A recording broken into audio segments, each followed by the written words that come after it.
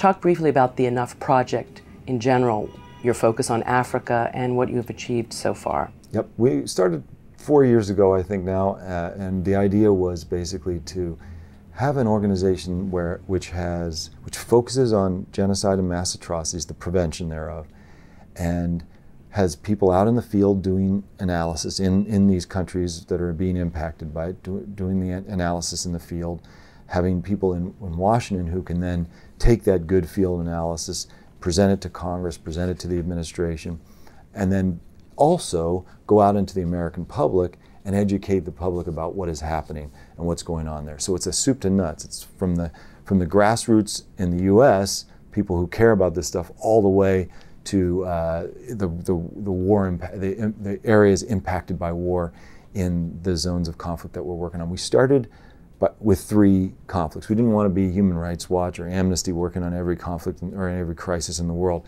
We just wanted to work on a few and try to make some headway in those. We work on the LRA, the Lord's Resistance Army crisis, trying to bring an end to the LRA. We work on Congo, which is the deadliest war in the world, and we work on the Sudan, South Sudan conundrum. And so those are our 3 big ones. We've done a lot of work on Somalia too, but the 3 core issues, and we try to build constituencies. Again, religious institutions and students are usually the core of these human rights movements, but there are lots of other communities that care about it, women's groups and all kinds of, and we focus on our outreach to get Americans more educated and energized about places halfway around the world that we actually, with some positive involvement, can help make a big difference in people's lives.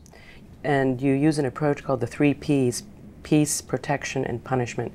Briefly, talk about how you do that. Yeah, you know, because they're often, one of the things that I got frustrated with working for other organizations was that they often had one specific thing that they would focus on, that the answer to the problems that they were addressing was through one lens, you know.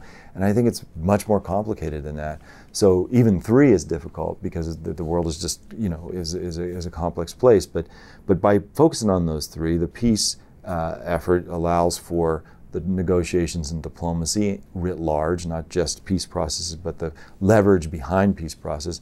Protection, you know, in many of these situations, people are being attacked on the basis of their ethnicity or their religion or their race or their geography, and they need protection. That's why we send peacekeeping forces, but often those peacekeeping forces are not effectively deployed, and there are ways to make them more effective in protecting civilian populations. So it's that kind of stuff. And then punishment is really about accountability. It's about justice, you know, is that when there are terrible crimes against humanity that have been committed, there needs to be some kind of answering for those crimes. So we've been very strong supporters of the International Criminal Court, but we're also very strong supporters of building up the indigenous judicial capacities of the states that we work on.